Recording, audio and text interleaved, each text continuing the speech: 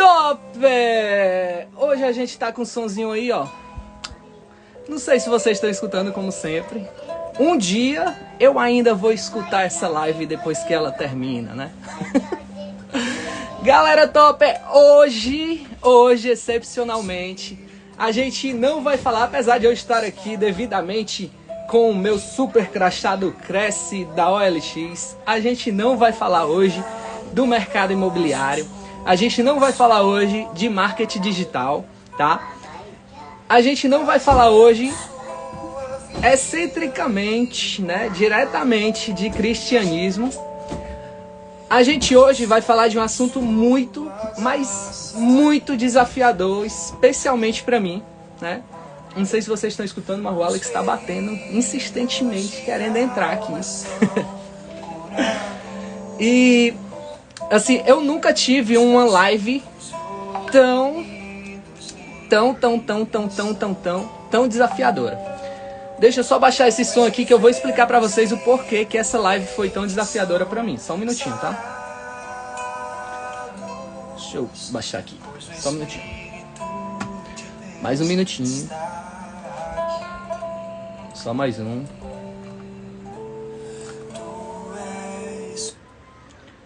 Desligando. A galera do som aqui já tá desligando, tá? O pessoal da produção. Já tá todo mundo aqui, todo mundo ok. A galera já tá entrando aí, a Sara já tá aí, Jonathan, Alfa, Rafa Perfumes Importados, a galera já tá começando a entrar. E deixa eu explicar pra vocês aqui o porquê que essa live, ela foi super, hiper, mega e tá sendo, né, um desafio pra mim. Vocês sabem que toda segunda-feira eu tô super, hiper, mega nervoso, né? Dá pra ver aqui na minha cara que eu tô muito nervoso. Eu sempre que fico aqui diante das câmeras eu fico assim, quase que tremendo, né? E esse tema especialmente, vou chamar aqui a Sara, né? Pessoal, desculpa aí não estar acenando pra vocês. Mas eu vou começar aqui, vou chamar aqui a Sarinha. Cadê ela? Não pediu ainda para participar.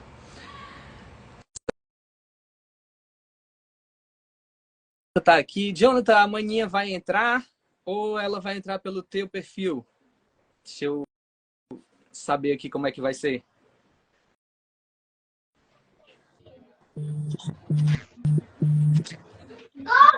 Hello, Sara! Hello! Tá me vendo? Não, tô vendo só um preto aí. Não. Tô vendo só o preto. Por quê? Por que será que tá tudo preto? Deve ter algum menino aí segurando o celular. Rapaz, eu não tô conseguindo. Eu não sei por quê, porque eu nunca entrei numa live assim, com uma pessoa chique, principalmente. Da alta sociedade. Vale, eu não quero me aparecer, não, Jesus. Aê, é porque apareceu, era a câmera, mãe. Não era a câmera, sim. Aê. Quem sabe faz ao vivo. Olha aí, galera top. Ela já tá com violão, rapaz. Sarinha, aproveita que tu tá com violão aí, já começa aí a nossa live com um louvor pra gente, Sara. Boa noite, né? Boa noite, Sara. Buenas noches. Boa noite, tudo bem? Tudo na paz. Vixe, tá todo desafinado, ó. Afina, Vai ter que esperar o Luizinho afinar. Afina aí. Eu não vou afinar, não. Segura aí, telespectador. Manda aí, telespectador.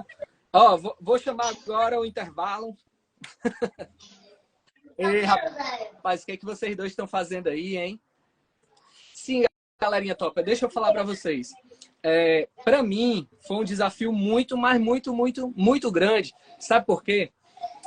Porque falar de marketing, falar do setor que eu trabalho, falar de imóveis, falar de vendas, né? Para quem não me conhece, né? Eu vou dar uma brifada bem rápida. Eu sou formado, né, em publicidade e propaganda, sou formado em marketing. Eu tenho o Cresce, né? Oi, tudo bem? Meu nome é Micael. Oi, Micael, tudo bem com você? Tudo bem. Eu sou filho dela, meu nome é Misael. Olha aí, rapaz. Olha a Valdenice aí chegando. Deixa eu colocar a Valdenice aqui também. Qual é o teu nome? Ele perguntou. Meu nome é Reines Feitosa. Seu nome é bonito, viu? Caramba, É. obrigado, cara. Igual, nada, igual um príncipe. Olha aí. Ah, tem conquista, né? Oi, tudo bem? Gente, bom. E é o Batman. Peraí, que tá. Segura, Sarinha, segura. Já chamei aqui, maninha. Aí, ela entrou. Agora falta só colocar a câmera pra ti, maninha. Clica nessa bichinha que tá assim, ó. Duas setinhas, uma indo e uma voltando. E aí a câmera vai pra ti. Aê! Pronto. Valeu. Boa noite, Kátia. Boa noite. E aí, maninha, boa noite. Olha aí, chegando um violão afinadíssimo pra gente escutar a voz da Sara. Pode começar? Pode, é contigo. Dá pra ouvir aí? Tá.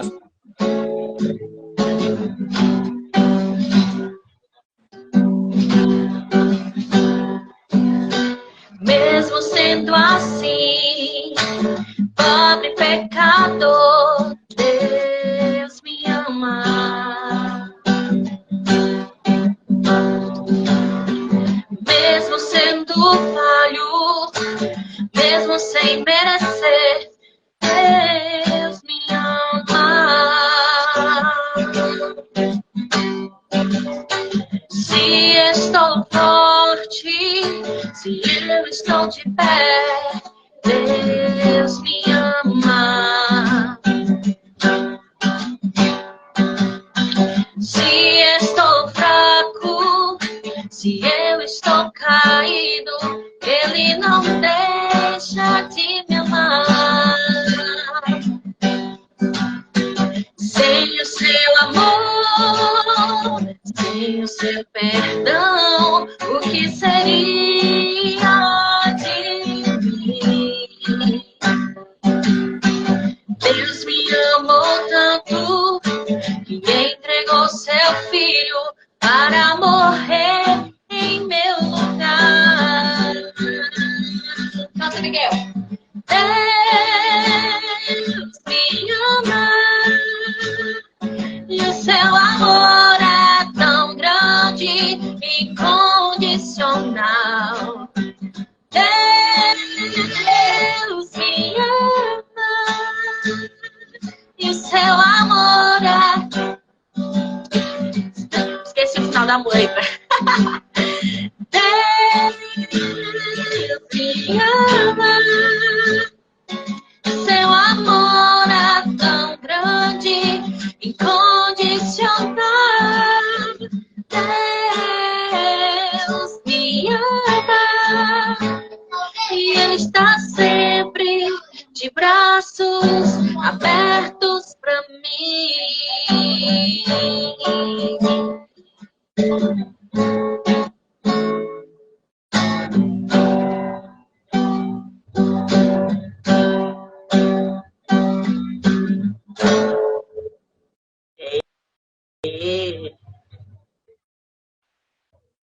Agora eu não tô te ouvindo, não. Nem eu. É porque eu tinha desligado o microfone, galera. Com essa voz aí, né, Valdenice? Oi? Conhece essa voz aí, né? Grande estrela. Galera top, hoje a gente está aqui para falar de um assunto que todo mundo no planeta deveria escutar, né? Um assunto que é um assunto super, hiper, mega importante. Eu parei aí uma série de lives que eu vinha fazendo sobre o mercado imobiliário, sobre marketing digital, para falar, né, sobre esse assunto. E, assim, muitas das coisas, né, eu nunca nem tinha ouvido falar, Pra falar a verdade, sendo bem sincero aqui nessa live, porque eu sempre sou super sincero, né? Eu acho que vocês duas me conhecem. Às vezes eu até peco muito por ser muito sincero. Então, assim, essa é a live mais desafiadora que eu tô fazendo de todas as minhas lives de todos os tempos da área com os toppers, porque é uma live que eu tive que estudar mais do que o normal, né? Até em grupos de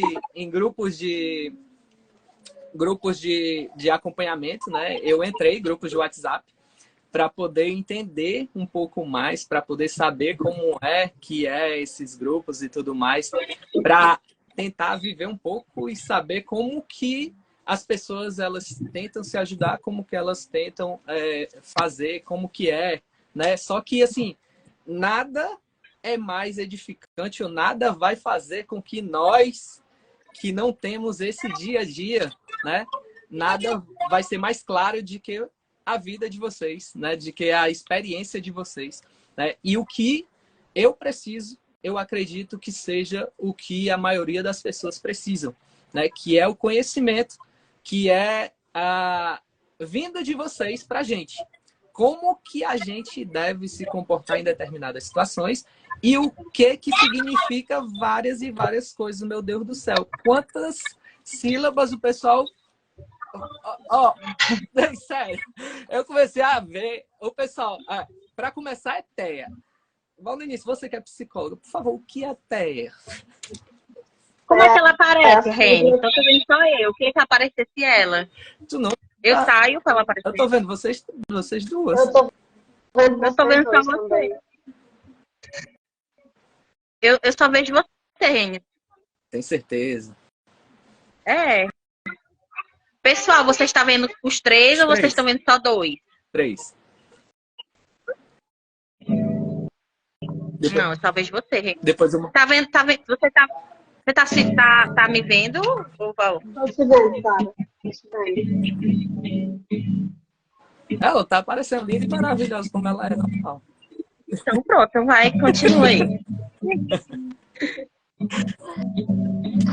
Essa é a sigla. Pronto. Respondendo a pergunta, TEA é a sigla para transtorno do espectro autista. Porque o autismo ele é um transtorno do neurodesenvolvimento, né? Então, T de transtorno, espectro, porque ele é um espectro, né? As pessoas que se encaixam no quadro de TEA, elas não são todas da mesma forma, elas manifestam sinais e sintomas que podem ser mais intensos ou menos intensos dentro dessa escala. E alguns apresentam alguns sinais e sintomas, outros também podem não apresentar os mesmos sinais e sintomas, entendeu? Há uma diferenciação, por isso que é o transtorno do espectro autista. Pronto, então aí, ó, já, pessoal, a gente vai aprender muita coisa aqui. Sarinha, tu tem 2 filhos, né, Sara? 2 filhos. 2 filhos. Qual dos 2 eles se encaixam no TEA? Os dois são. Os dois são. Mas, só que eles são de nível de suporte diferente. Eles são de nível de suporte diferente, porque até então se falava, né? Autista nível 1, 2 e 3. Ou então hoje, que tá assim, que é o nível de suporte. Mas antes falava leve, moderado e grave. Ou então, Mãe, deixa eu falar então com dava ele. grau, né? Dava grau, né? Tio, deixa eu falar o bebê, eu sou valentão, moço. E o Miguel também chorando. Agora, então, é assim, vai ser assim a live. Eu tentando falar e eles falando junto, enfim.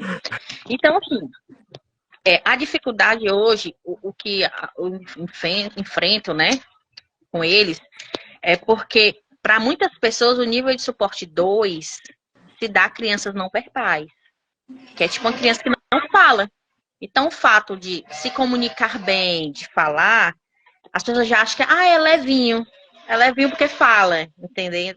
Mas o que vai definir o nível do suporte, né? Se vai ser o leve, o moderado. E, assim, deixando bem claro que o que eu sei é da minha vivência. A doutora Val aí, né? Ela sabe também como psicóloga, então ela sabe muito mais do que eu. Eu sou uma mãe de autista e o que eu sei é da minha vivência. Eu não sou bem estudada nisso, não, sabe? Mas assim, existem as comorbidades, né? O que é comorbidade? São aquelas coisinhas a mais que vêm junto com o autismo. Por exemplo, uma seletividade alimentar, por exemplo, um TDAH, né, que hoje em dia também está sendo cada vez mais diagnosticado, a hiperatividade, né, no caso do Misael, que é o meu mais velho, ele tem a seletividade alimentar, ele tem a hiperatividade, ele tem o TDAH, né, ele já tem a questão, já foi diagnosticado nele a ansiedade, né, os dois já têm fechado a questão da ansiedade, são crianças bem ansiosas, né, tem a dermatite atópica, tipos de alergia. A seletividade dele é uma seletividade moderada. Basicamente, ele só come cuscuz. Então, ele não come arroz, não come todo tipo de feijão, canja, sopas, específico daquela pessoa. Por exemplo, a minha ele não come, ele não aceita, ele não gosta do sabor da minha. Cheiros de comida, ele entoja, ele não come, né? Carnes, não come. Mais líquidos e sucos, bolacha, comidas secas, né? Então, assim, isso Misael. Misael, eles se encontram num nível de suporte 2, que é o que falava antes, que hoje é o moderado, né? Só que, assim, transita, né? Ele pode hoje estar no moderado, como ele pode estar no momento no leve, como ele pode ir para o grave.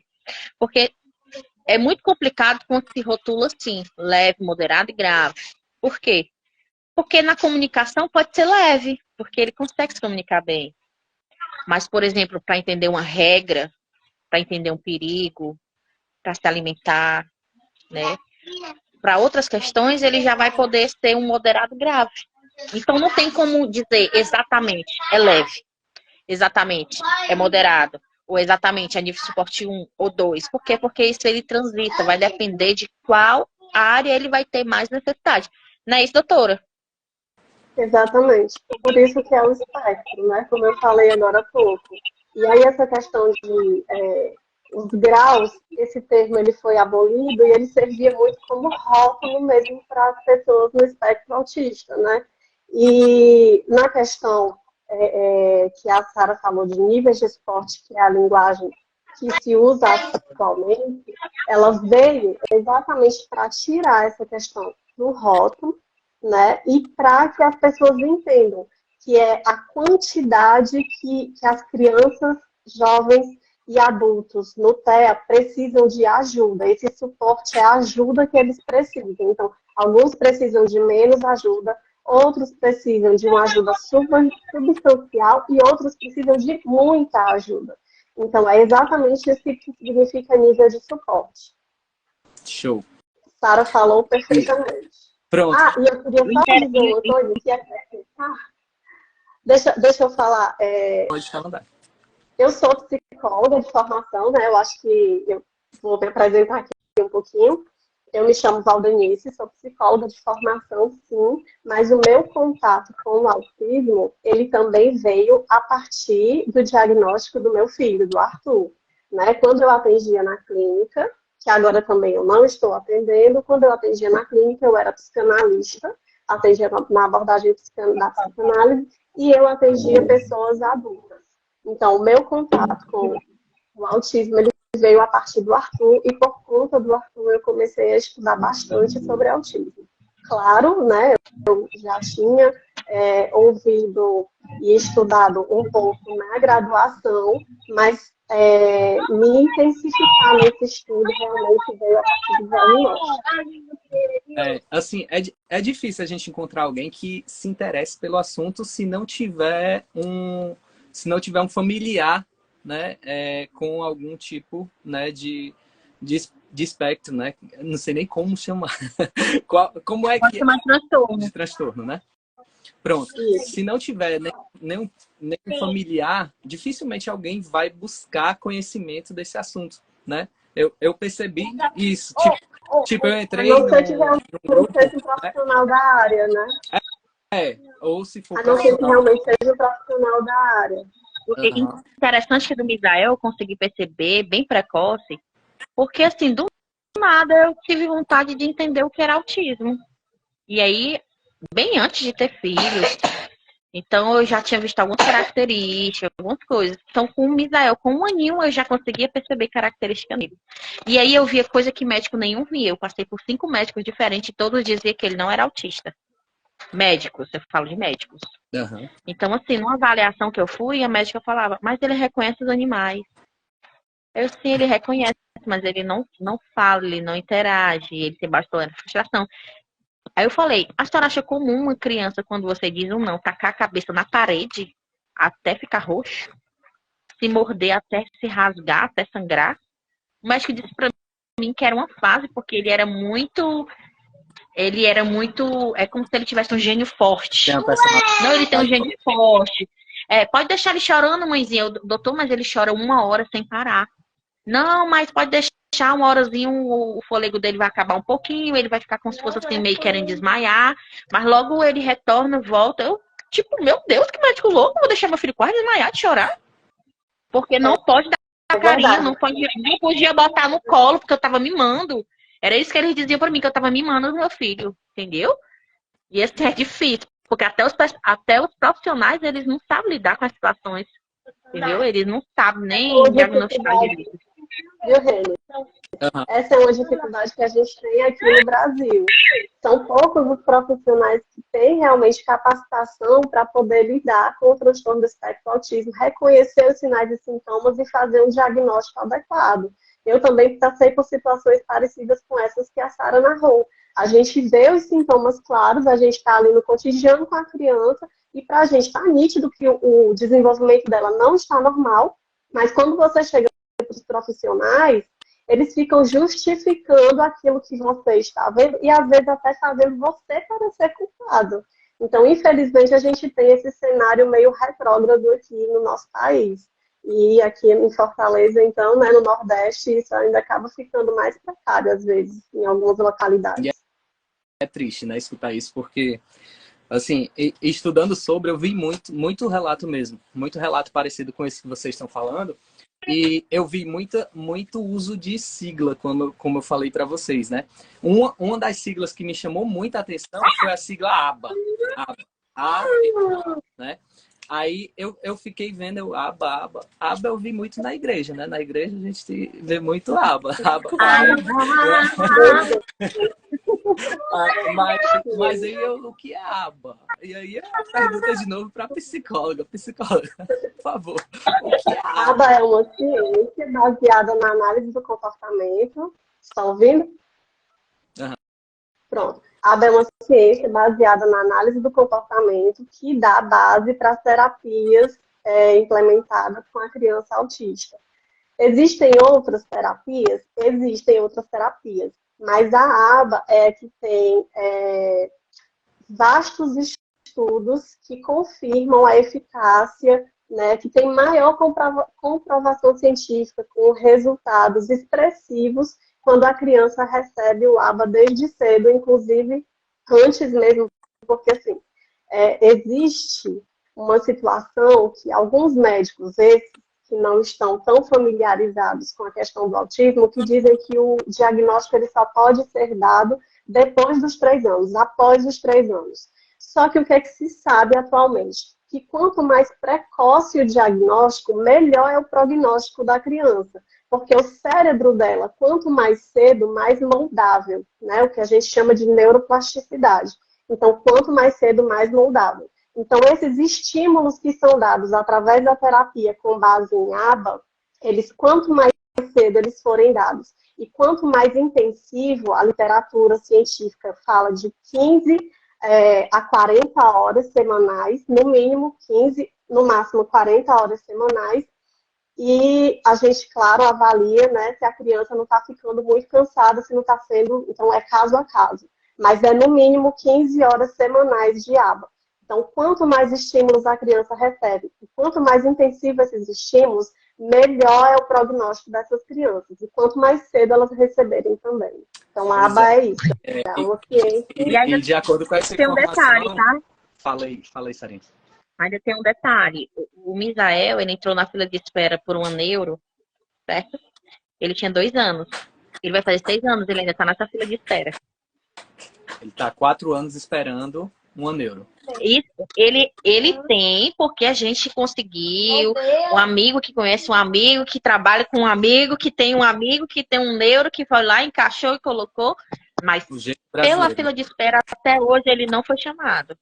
Até hoje ele não foi para fono, até hoje ele foi para nada, entendeu? É. Então, assim, é como a Val acabou de falar. A questão, e pelo SUS, praticamente não tem nem essa oportunidade do ABA. Porque Era isso que eu ia tipo, aba... dizer agora. Porque como o ABA, ele precisa ter todas essas horas, não tem como eles colocarem isso em prática pelo SUS. Não tem, né? Não tem como eles colocarem em prática pelo SUS. Então, não tem como as crianças receberem ABA pelo SUS. Aqui no Brasil, as crianças que recebem ABA, ou elas recebem através do plano de saúde, ou elas recebem particular. Porque os pais contratam o serviço particular dos profissionais, né? E a ABA tem que ser essa equipe multidisciplinar, né? Exatamente, é bem caro. E precisa ser multidisciplinar. Todas as profissionais que atuam com esse indivíduo, eles precisam atuar com base em análise do comportamento aplicada. Para ter 15 horas, por exemplo, por semana, se a gente pegar uma semana por 5 dias, de segunda a sexta, porque a maioria do pessoal da saúde vai trabalhar de segunda a sexta, seriam 3 horas diárias, né? Então, é quase que impossível você ter atendimento público de 3 horas diárias para quem precisa, né? Sabe quanto tempo é de terapia pelo público? Quanto? 20 minutos.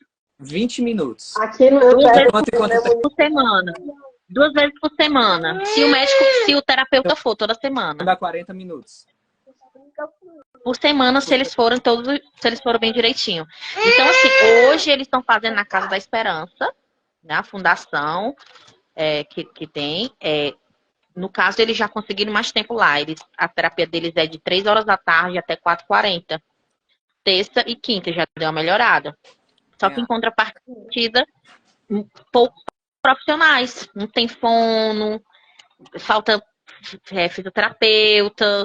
Então, é assim, vão cobrindo, as criancinhas vão brincando ali para cobrir o horário, mas não é não é voltado realmente para o desenvolvimento, é mais para a questão de preencher o horário que está precisando preencher, porque não tem profissional, entendeu? E a demora da marcação de consulta, tá? Desculpa até te interromper. Porque, por exemplo, o Misael, ele estava tendo crise. Não existe psiquiatria infantil emergência.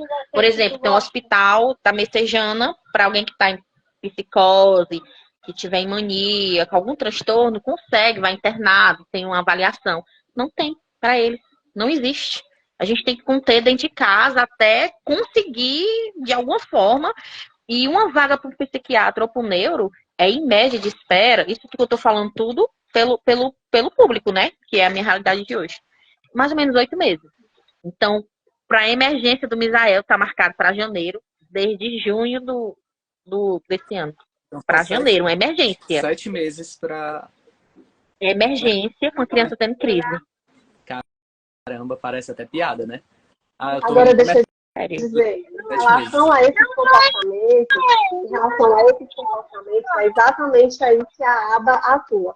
Na ciência aba, tanto vão ser ensinadas habilidades que as crianças não têm, como vão ser trabalhados esses prejuízos que elas têm que fazem com que elas entrem, por exemplo, em crise. Então, os pais eles recebem essa orientação, inclusive, para entender quando pode estar se desencadeando uma crise e intervir antes que a crise venha a acontecer. Então, por isso que era importante que as crianças de toda a rede pública recebessem o tratamento ABA e que os pais recebessem a orientação baseado em ABA. Entende? Sim. A gente não tem o ABA, né? Já foi até respondida essa pergunta, né? Os locais que tem aba são locais particulares, né? Isso deve ser muito caro para fazer esse acompanhamento, porque para ter 40 horas semana, Às vezes chega a ser R$ 5.000 por mês para poder traçar o aba. quanto? 5. 5 mil, Entre 3 a 5 mil. entre 3 a 5 mil reais. É a realidade do brasileiro. Aí, assim, a gente já aproveita essa live aqui para falar aí com a deputada Camila, ó. Já ajuda aí, viu, deputada? Deputada já leva aí isso aí lá para cima para poder dar uma ajudada aí. Assim, a próxima pergunta, né, seria para vocês duas. É comum, mas essa pergunta meio que já foi meio que respondida, mas eu acho que vocês podem até falar um pouco mais sobre ela. É comum a criança interromper o tratamento quando ela começa um tratamento? Vocês já tiveram algum tipo de acompanhamento e tiveram que interromper para poder ir para outro profissional ou algo assim? No meu caso, sim. Inclusive, o Misael tem... No meu... tudo que você imaginar, eu já passei. No meu caso, o Misael, pasme, chegou a receber alta da fono pelo SUS, porque ela disse que ele não precisava de fono, porque ele falava. Tendo ela especializada em crianças com autismo, né, que é na área da fonologia. Ai, a doutora fala muito bonito, eu quero falar bonito também, mas não sei não. Na parte de falar, né? Então, assim, o Misael, ele melhorou, mas ele tem ecolalia.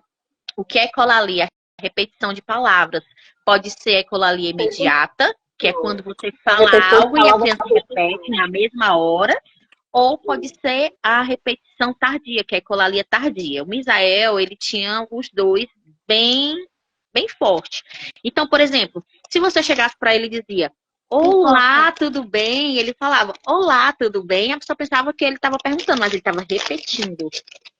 Eu tô bem, e você? Aí ele falava, eu tô bem, e você? Só que a pessoa pensava que ele estava dialogando, mas ele não estava dialogando, ele estava repetindo. que a pessoa estava falando. E ela ficava, mãezinha, ele não precisa de fono, ele fala. Eu digo, eu sei que meu filho fala, mas ele não fala com função. Pergunte pra ele qual é o brinquedo dele favorito. Aí ele dizia, chuva. Misael, isso meu filho já com 4 anos. 4 anos a criança sabe dizer o que é que ela quer, o que é favorito, qual é o brinquedo que ela gosta.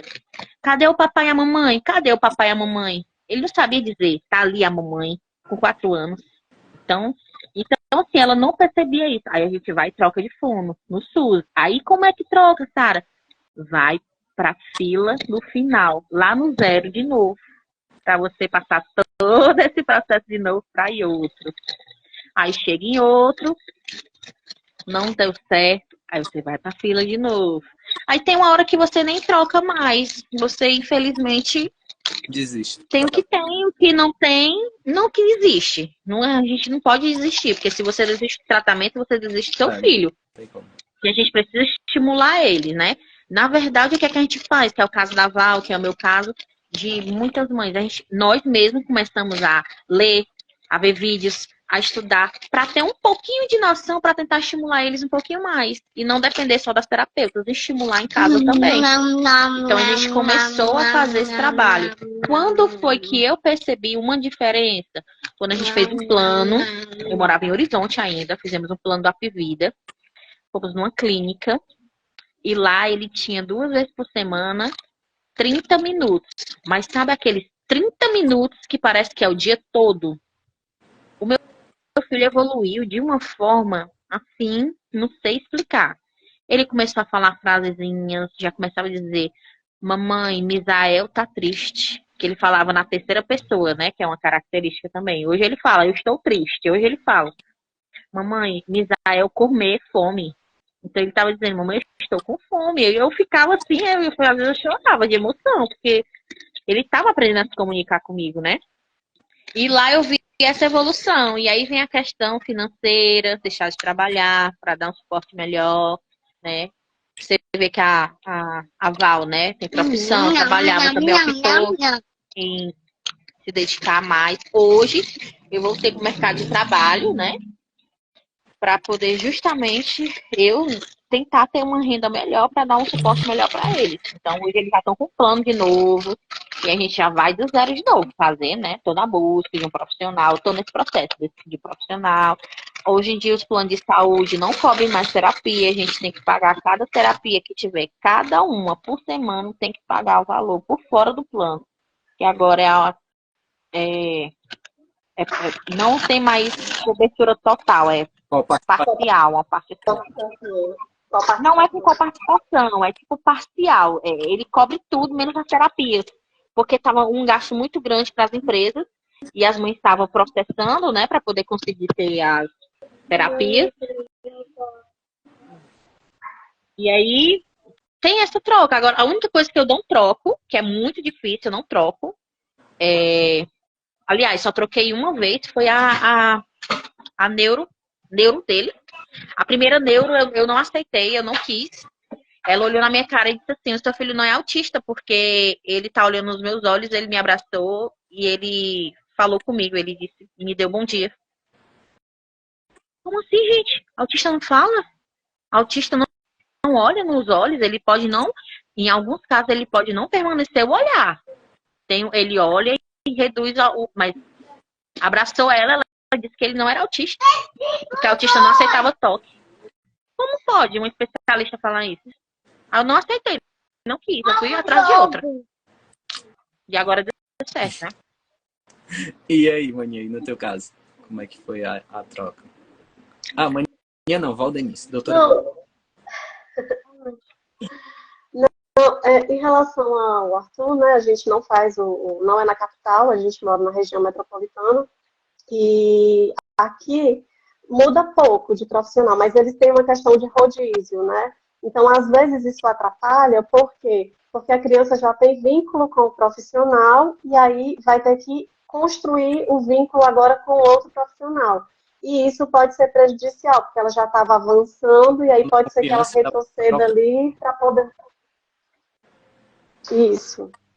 Então, porque é importante, né? O vínculo terapêutico, ele é importante. Se a criança não tem confiança no profissional, se ela está ali dentro com uma pessoa que é totalmente alheia para ela, como é que ela vai corresponder naquela relação, né?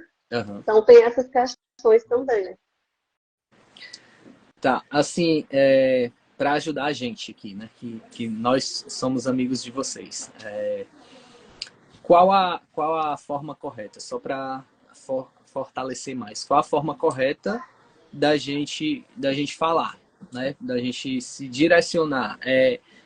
A Sara já falou no início, né? Sobre um pouco da história, que antes o pessoal falava muito de grau, nível 1, nível 2, nível 3, né? Hoje é moderado, leve, grave. Qual a forma correta? É o contrário. A gente expressar como que é. É o contrário, é exatamente pelos níveis de suporte. Nível de suporte 1, 2 e 3. Que aí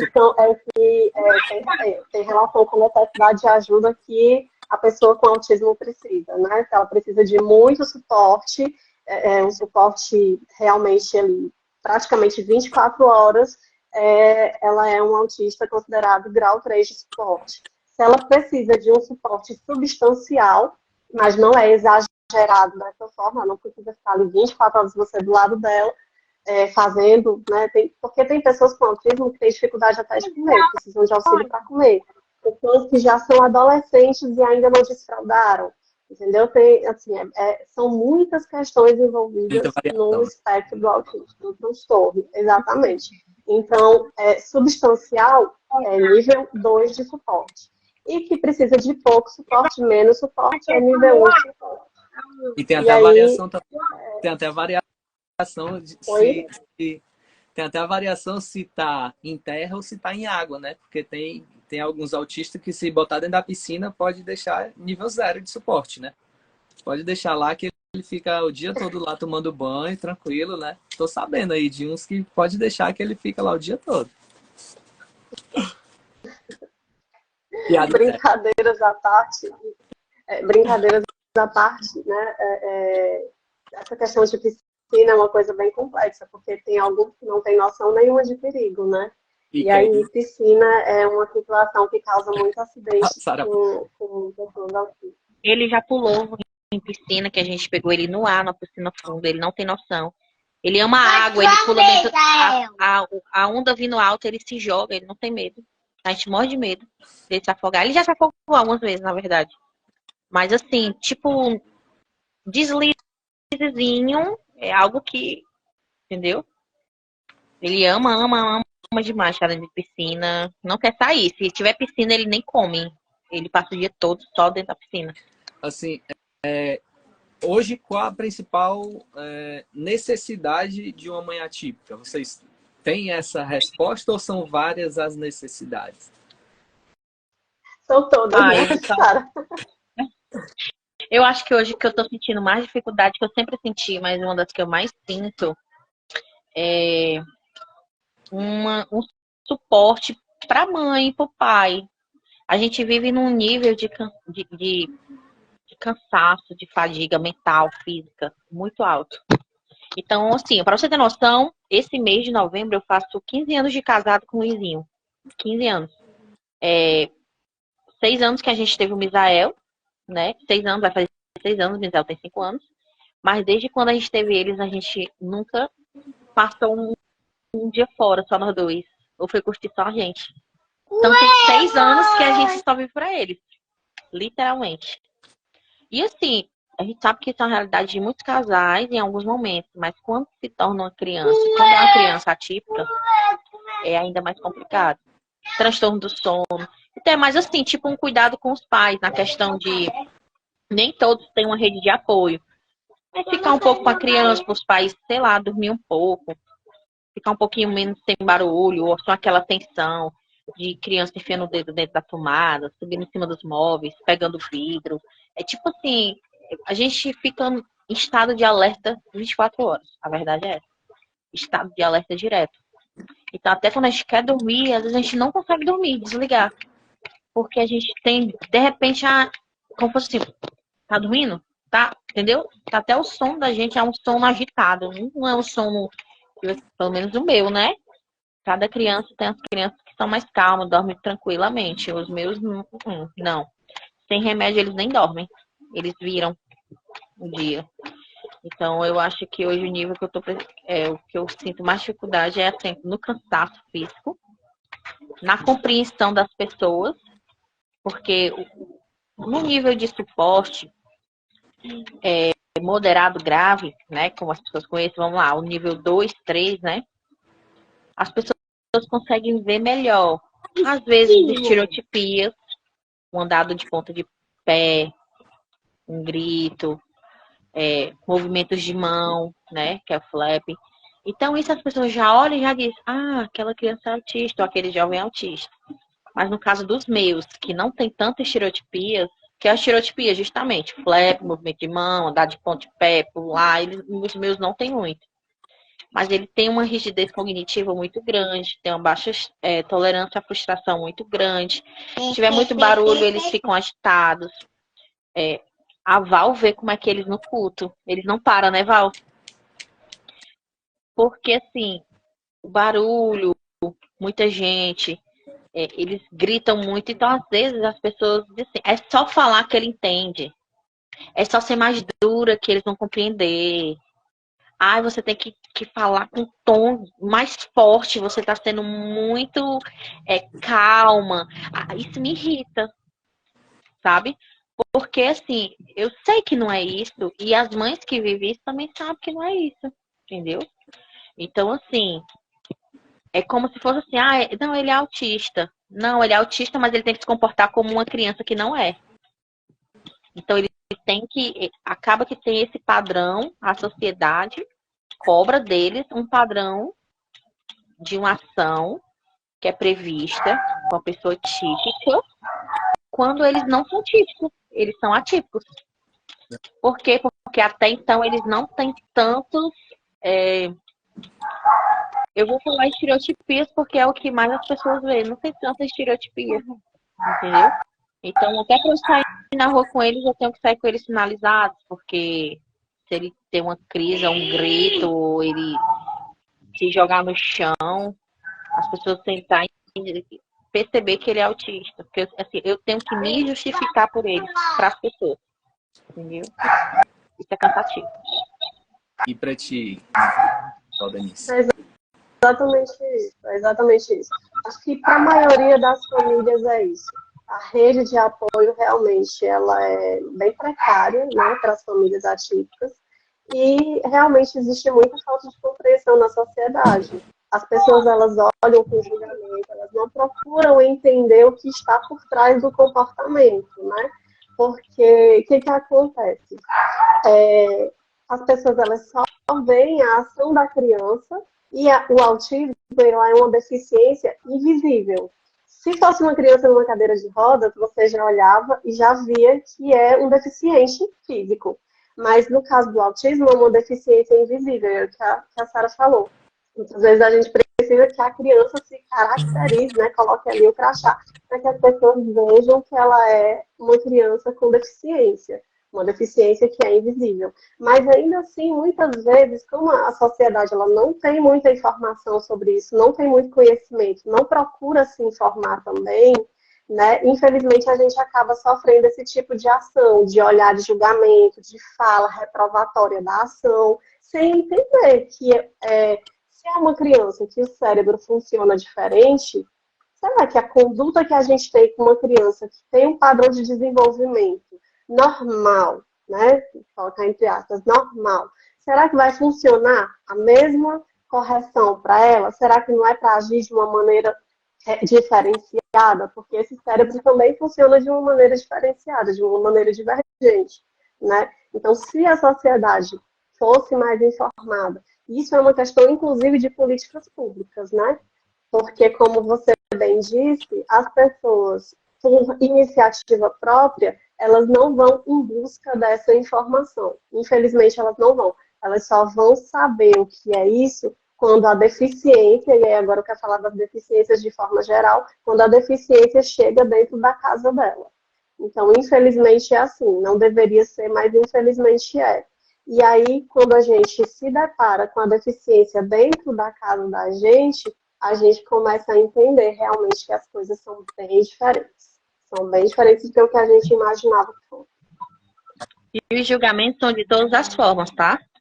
Eu, por exemplo, sou muito julgada porque eu trabalho fora. As pessoas não aceitam. Porque eu tenho 2 filhos autistas, eu tenho que ficar com eles.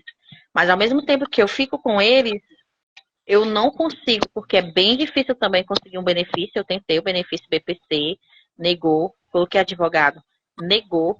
Eu e o Luizinho estando desempregados, os dois, negou. Nunca consegui nem Bolsa Família. E assim, chegou um momento que a gente literalmente sobrevivia de ajuda, de doações de medicamentos controlados deles.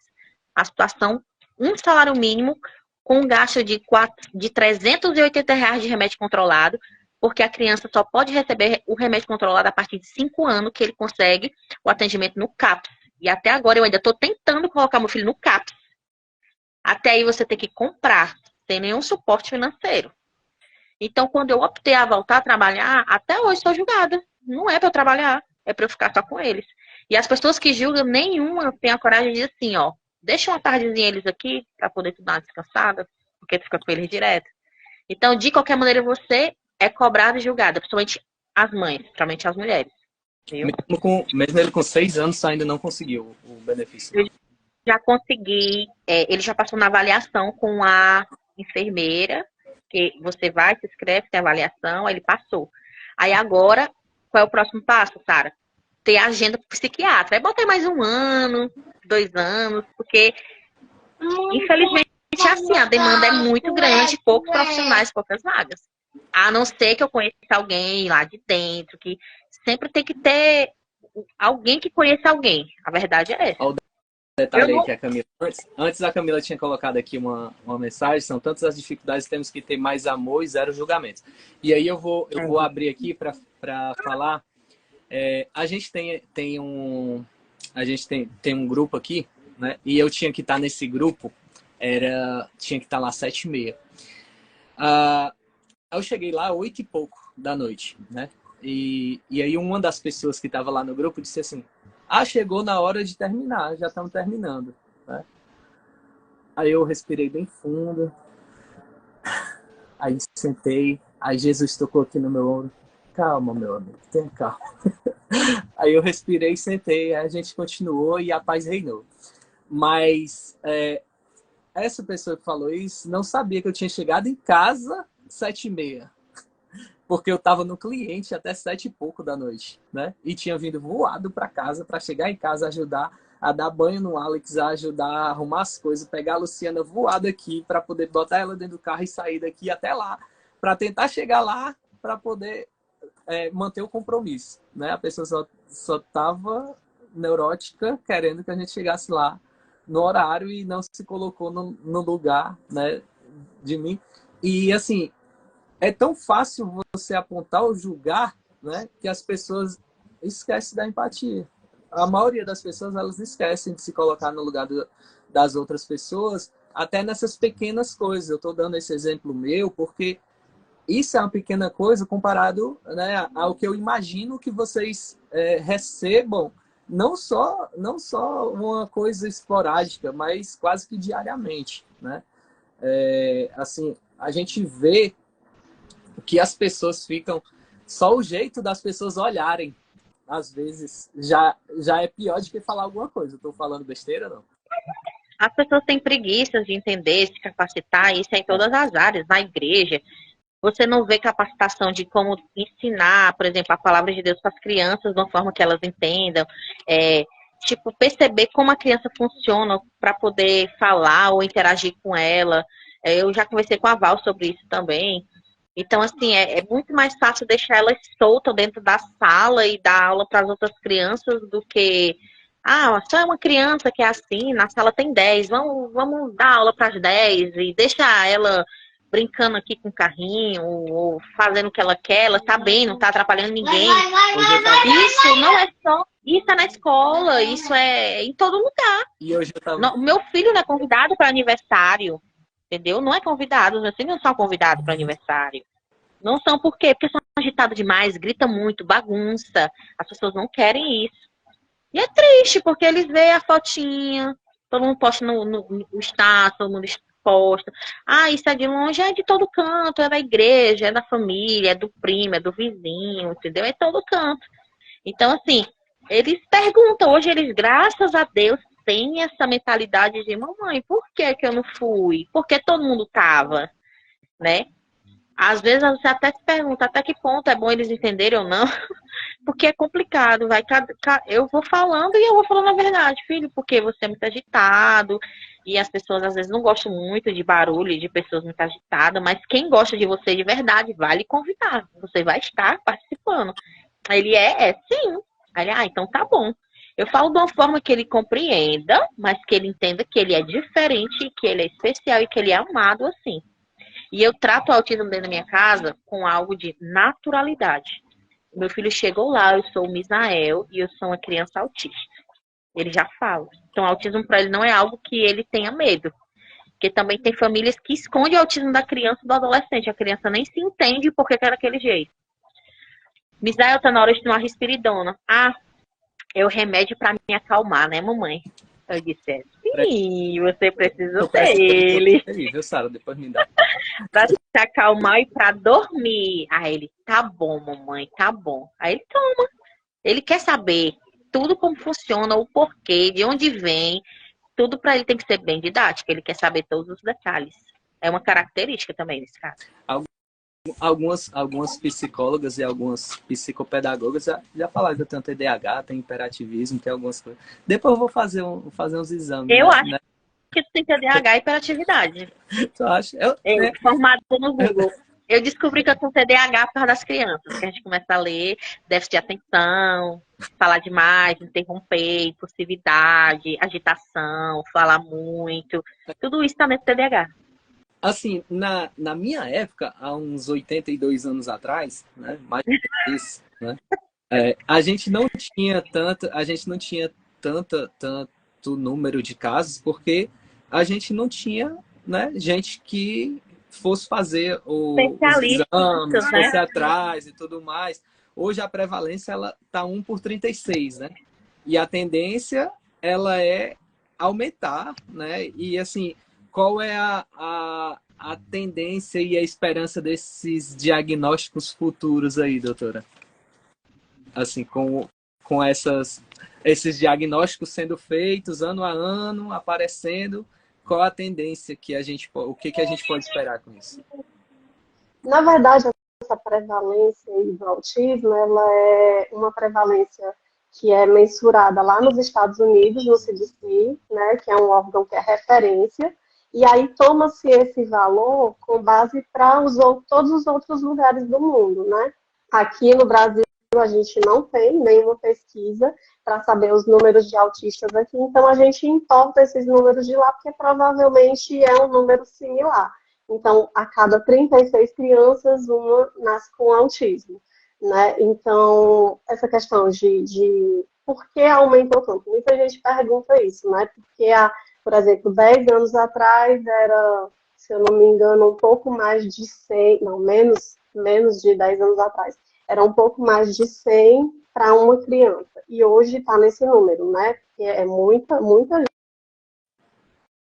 Eu acho que a internet Achei que você dela falou. parou.